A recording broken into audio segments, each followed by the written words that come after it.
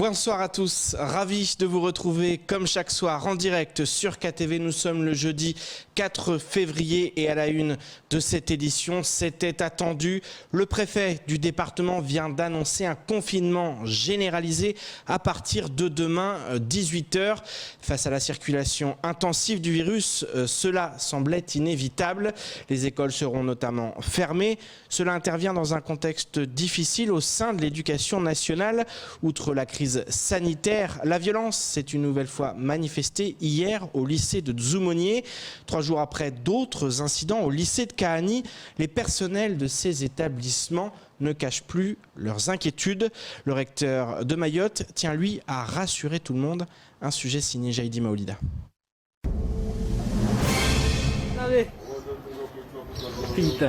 Les images laissent de marbre. Une fois de plus, le lycée de Dzoumogné aura connu hier un nouvel épisode de violence sans nom. À l'origine de ce déferlement, une histoire de raquette. Le recteur de Mayotte, Gilles Albou, réagit. Il souhaite dans un premier temps que les élèves n'aient pas à se faire justice eux-mêmes. Il y a visiblement une bande qui, en ce moment, fait ses larcins et ses agressions devant le lycée, provoque les élèves. Malheureusement, les élèves y répondent. De notre côté, tous les moyens nécessaires seront mis en œuvre.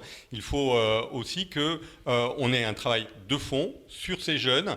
Comme je l'ai dit, cette violence, elle répond à une autre violence et il faut que ce cercle vicieux s'arrête. Donc éradiquer la violence dès qu'elle commence, ça concerne évidemment les bandes aux abords, et aussi canaliser nos jeunes pour qu'ils ne répondent pas à cette violence. Après les incidents survenus au lycée de Kahani lundi dernier, le lycée de Dzoumogné est donc lui aussi une énième fois victime de violence. Les personnels de ces établissements sont naturellement inquiets. Gilles Albou se dit à l'écoute et attentif à leurs demandes. Nous, la meilleure réponse qu'on peut donner aujourd'hui au personnel, c'est de formaliser leurs demandes et de notre côté, évidemment, d'être très réactifs, de mettre en place tout ce que nous pouvons mettre en place. C'est ce que nous avons fait déjà à Dzoumogné, c'est ce que nous avons fait à Kahani, et s'il faut le refaire à Dzoumogné et s'il y a des évolutions par rapport à nos réponses, nous le ferons. Au début, il fallait mettre des barbelés, il fallait renforcer les EMS, on l'a fait, il fallait prendre un nouvel agent de sécurité. Nous l'avons fait. Si maintenant on nous dit qu'il faut recourir à des entreprises spécialisées de sécurité, on le fera. Parmi les solutions annoncées par le recteur, certaines ont déjà été mises en place. Au lycée de Kahani, la direction a voulu réagir rapidement et elle ne compte pas s'arrêter là. Vous pouvez le voir de l'endroit où nous sommes. Il y a actuellement des constructions de portails qui vont sécuriser l'enceinte. À moyen terme, il y aura un doublement d'une clôture d'enceinte le long de la route de Combani. Et dans un terme un petit peu plus éloigné, c'est-à-dire à peu près aux grandes vacances, on va construire un sas, un véritable sas qui va permettre de gérer les flux entre le hub et l'entrée du lycée. À très court terme, eh bien, le rectorat a décidé de recourir à une société de surveillance. Et donc nous avons depuis ce jour des agents de sécurité qui vont venir renforcer la sécurité aux abords du lycée et dans le lycée. Une liste de souhaits devrait prochainement être formulée au rectorat par plusieurs membres du personnel du lycée de Kahani qui exercent toujours leur droit de retrait. Malgré toutes les mesures prises jusque-là, force est de constater que la violence au sein des établissements scolaires à Mayotte est encore loin d'être endiguée. Et bien avant la crise sanitaire, les syndicats de l'éducation nationale réclamaient des moyens supplémentaires pour faire face aux nombreux défis que connaît l'île. Aujourd'hui, les besoins sont encore plus criants et le SNUPP FSU demande des actes sans attendre. En effet, si le recteur semble à l'écoute, pour l'heure, les demandes ne sont pas assouvies et ne datent pas d'hier. Je vous propose d'écouter le secrétaire départemental du syndicat lors de la matinale de Kouessi. Mayotte a besoin de plus de moyens parce que tout Mayotte doit être classé en REP+. Moi, je pense que c'est très clair. Nous sommes quand vous regardez tous les chiffres nationaux, nous sommes en dernier. Il y a la Guyane et nous, on se fait concurrence par derrière. D'accord? Donc, il va falloir d'abord, dans un premier temps, des moyens supplémentaires. Et quand on parle d'éducation prioritaire, des moyens supplémentaires dans le cadre de l'éducation prioritaire. Ça veut dire quoi pour nous, dans un premier temps? Immédiatement, il faudrait faire baisser les effectifs dans les classes. Immédiatement. On ne peut pas nous dire que nous sommes... Dembéni est dans un réseau d'éducation prioritaire, alors que les classes sont bondées à plus de 28, alors que la moyenne nationale, c'est 22. Nous l'évoquions hier, la nouvelle enquête recensement de l'INSEE a débuté ce jour.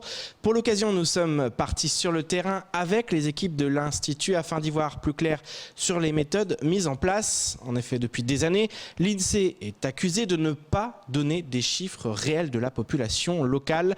300 000, 400 000, chacun y va de son chiffre. Mais qu'en est-il vraiment? Un reportage signé Ivan Rakotovau.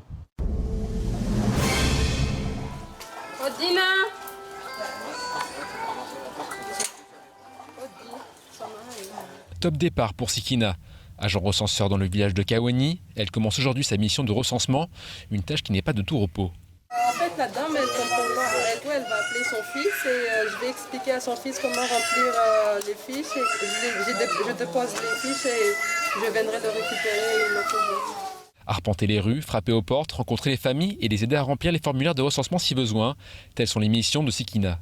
Je rentre, je me présente et je demande combien de personnes logent dans le logement. Quand c'est moi-même qui remplis les fiches individuelles, c'est long. Mais quand je les laisse à eux, ils les remplissent et je repasse les récupérer le lendemain, c'est rapide. Sikina a été recrutée par la mairie pour dénombrer la population du village. Habitante elle-même de Kaweni, sa connaissance du terrain est un véritable atout. C'est vrai qu'il y a beaucoup de ruelles et des endroits qui sont pas forcément accessibles. Et c'est pour ça qu'on est là aujourd'hui sur le terrain pour montrer que l'INSEE va recenser les gens un petit peu partout sur le territoire de Mamoudzou, mais aussi sur toutes les communes qui sont concernées par le recensement cette année. Comme Sikina, une centaine d'agents recenseurs ont été déployés sur tout le département. Ils ont été recrutés par les communes et formés par l'INSEE, l'Institut national de la statistique et des études économiques. Il y a une première demi-journée de formation qui se tient et qui explique aux agents recenseurs comment effectuer leur tournée de reconnaissance. Donc la tournée de reconnaissance, c'est vraiment les agents recenseurs vont sur le terrain repérer leur secteur. Et leur secteur, on appelle leur secteur un îlot en fait. Donc la deuxième demi-journée de formation à laquelle participent les agents recenseurs, c'est une demi-journée de formation donc, qui intervient à l'issue de la tournée de reconnaissance et qui consiste aux superviseurs donc, à expliquer aux agents recenseurs comment réaliser la collecte de recensement. Le recensement lancé aujourd'hui est obligatoire et s'adresse à l'ensemble de la population.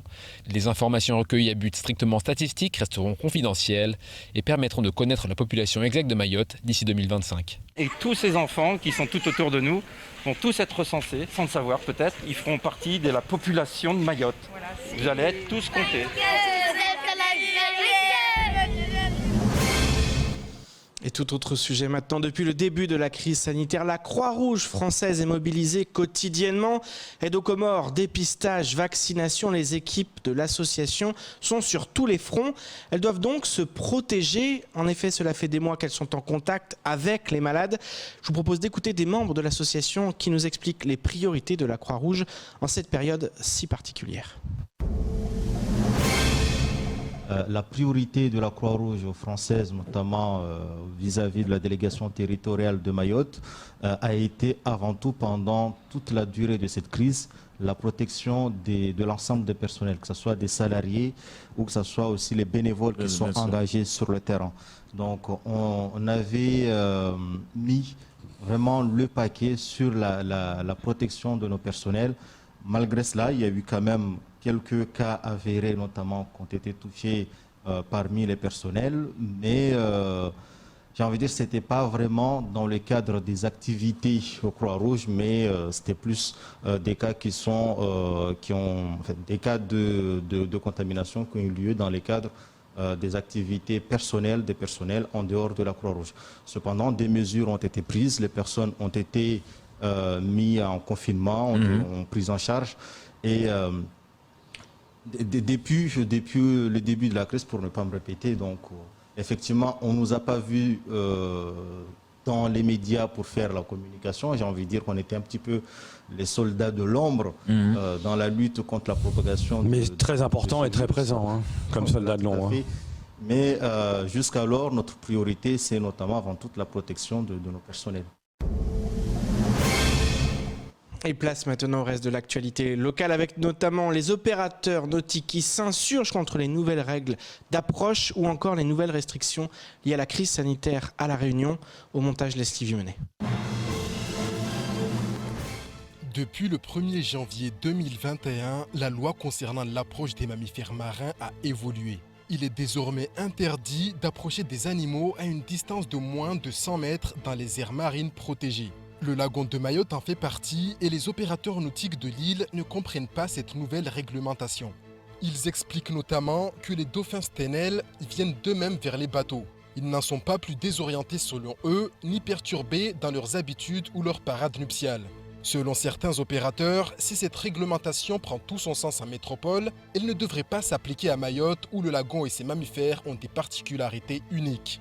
Quelles conséquences sur le chiffre d'affaires s'interrogent certains? Une sortie d'observation des dauphins sans dauphin risque en effet de perdre de son intérêt. Le préfet de La Réunion a décidé de prendre de nouvelles mesures pour faire face à l'épidémie et à la circulation des variants sur l'île Bourbon. À compter de ce samedi 6 février, une série de nouvelles dispositions viennent s'ajouter au cadre réglementaire. Les jauges de l'ensemble des commerces sont réévaluées en fonction de la surface. Si elle est inférieure à 8 mètres carrés, un seul client est autorisé. Entre 8 et 400 mètres carrés, 8 mètres carrés par personne doivent être respectés. Enfin, pour les commerces de plus de 400 mètres carrés, les gérants devront respecter 10 mètres carrés par personne. La capacité maximale d'accueil de l'établissement doit être affichée et visible depuis l'extérieur. Un système de comptage doit être mis en place dans les centres commerciaux. Dans les lieux de culte, la distanciation sociale sera augmentée de 1 à 2 mètres. Enfin, dans les écoles et les établissements scolaires, le protocole sanitaire est renforcé à partir de lundi. En cas de signalement des cas de variants, la classe sera notamment fermée. Entre 2009 et 2016, le taux de chômage a augmenté. Il s'est ensuite stabilisé à un taux de 30% de la population. En 2018, et suite aux mouvements sociaux qui paralysaient l'île au premier semestre, le taux de chômage atteignait le point culminant de 35% au second semestre. En 2019, le nombre de créations d'entreprises sur l'île devient le plus élevé de tous les départements français. Le taux de chômage redescend alors à 30% grâce à cette nouvelle dynamique de l'emploi. 3400 sont créés depuis 2017. Depuis, la crise est passée par là. Le bilan 2020 risque d'être alarmant. Cependant, selon une étude de nos confrères du Parisien, de nombreux secteurs pourraient relancer l'emploi dans les DOM lors de cette année 2021.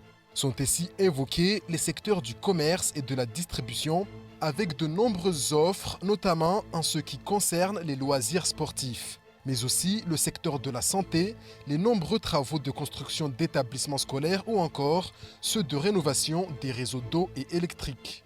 L'armée est également citée avec une part de recrutement ultramarin dans l'armée de terre s'élevant à 11% pour toutes les catégories de personnel et 13% pour les militaires du rang. C'est ainsi que s'achève cette édition. Je rappelle l'information, le préfet vient de l'annoncer. Le confinement généralisé est acté à partir de demain, 18h. Il implique notamment la fermeture des écoles. Je vous propose de vous retrouver demain dès 19h pour tout connaître de l'actualité locale. Excellente soirée sur Kwesi.